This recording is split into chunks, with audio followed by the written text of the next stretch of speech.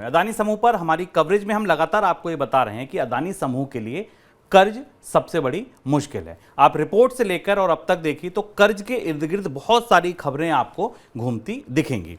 कर्ज को कम करने की तैयारी कंपनी कैसे कर रही है, क्या आगे के तैयारियां हैं, इस पर हम चर्चा करेंगे। आज दूसरी बड़ी खबर बाजार साइड से, एक खबर समूह की तरफ से, दूसरी तरफ बाजार से। बाजार में जो ये पूरा गिरावट देखी गई शेयरों में, इससे कहां कहां कितने नुकसान हुए, अब इसके ठोस आंकड़े तथ्य हमारे पास आने लगे हैं। पहले आज बाजार में कंपनियों का हाल क्या रहा, इस पर नजर डालिए। आज भी बुधवार के कारोबार में अदानी समूह की 4 कंपनियां लोअर सर्किट पे थीं।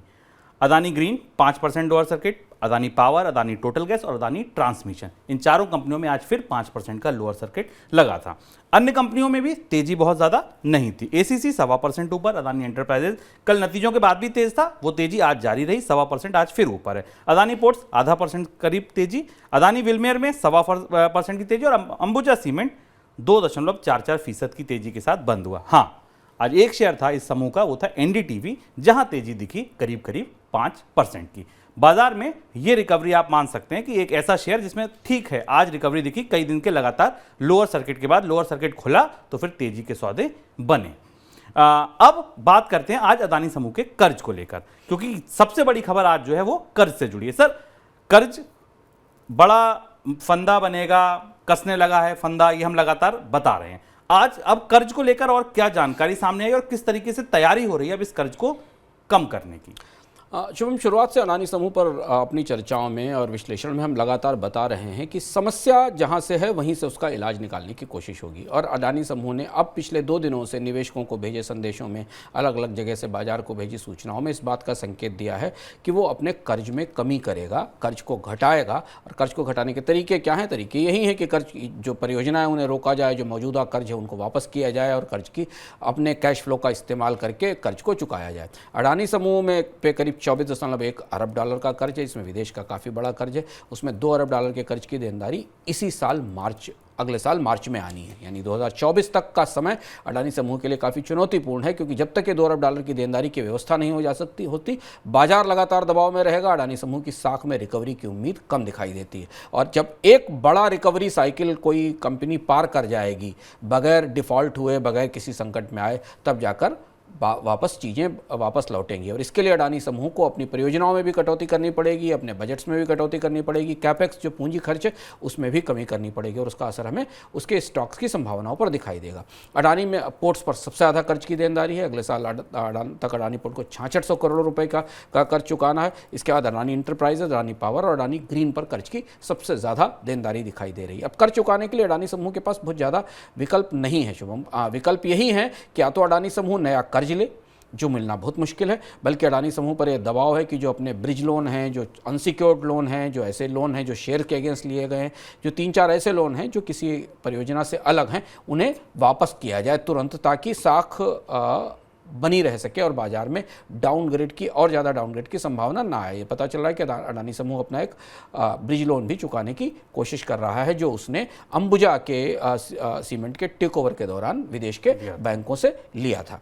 यहाँ से अगले रास्ते में मुनाफे और कैश फ्लो कंपनियों का बेहतर करना, शायद ऐसा लगता है थोड़े समय में अगर आप पुनर्गठन देखेंगे तो अदानी समूह के कारोबार में एक पुनर्गठन का दौर आ सकता है, जहां कंपनी फिलहाल जब तक कर्ज की देनदारियां कम नहीं होती या कर्ज कम नहीं होता, उन कारोबारों पर फोकस ज़्यादा करेगी जहां से कैश फ्लो जनरेट किया जा सकता है। उन कारोबारों पर शायद उन्हें पीछे रखा जाएगा वरीयता में, जिन पर सिर्फ कर्ज ही कर्ज है और जिनमें रिटर्न मिलने में लंबा समय लगेगा। ऐसा संकेत अदानी समूह के पूरे कामकाज से हमें मिल रहा है।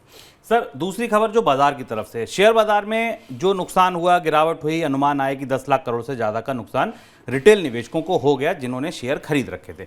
लेकिन जिन्होंने शेयर नहीं खरीद रखे थे, जिन्होंने म्यूचुअल फंड के रास्ते निवेश कर रखा था, परोक्ष रूप से अदानी समूह के साथ निवेश कर रखा था, उनका क्या हाल है?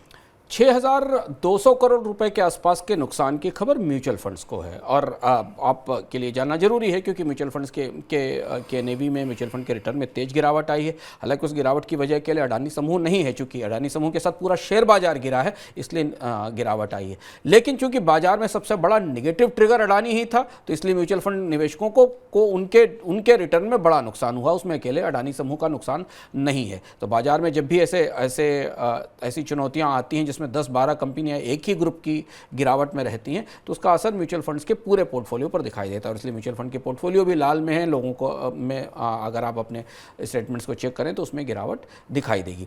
अडानी समूह में का जो 6200 करोड़ रुपए के आसपास का नुकसान म्यूचुअल फंड्स को हुआ, जो रिपोर्ट हमारे पास आ रही है उसमें सबसे में करीब 18,000 करोड़ रुपए के आसपास 18,995 करोड़ रुपए की एसेट्स अंडर मैनेजमेंट अडानी समूह में निवेश थी, जिनमें ये गिरावट दिखाई दी है। फंड हाउस के हिसाब से देखें तो एसबीआई म्यूचुअल फंड को सबसे ज़्यादा नुकसान हुआ है। एसबीआई म्यूचुअल फंड का अगर एसबीआई म्यूचुअल फंड आपके पास है तो आप अपने कैश स्टेटमेंट पर ध्यान देकर देखिए जो आंकड़े बता रहे हैं कि गौतम अडानी की कंपनियों में सबसे बड़ा एक्सपोजर एसबीआई म्यूचुअल फंड का था। उसके बाद निपॉन इंडिया म्यूचुअल फंड का करीब 26% के आसपास गिरावट दिखाई दी है। इसमें 4,000 करोड़ के आसपास का एक्सपोजर था।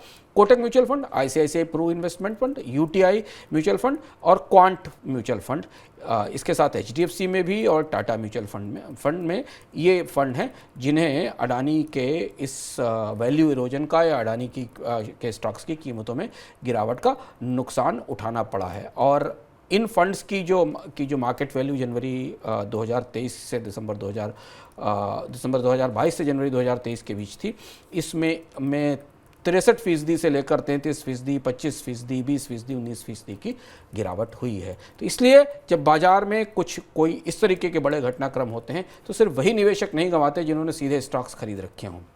वो भी इनका जिक्र शुभ हमने आपसे किया कि 10 लाख करोड़ है।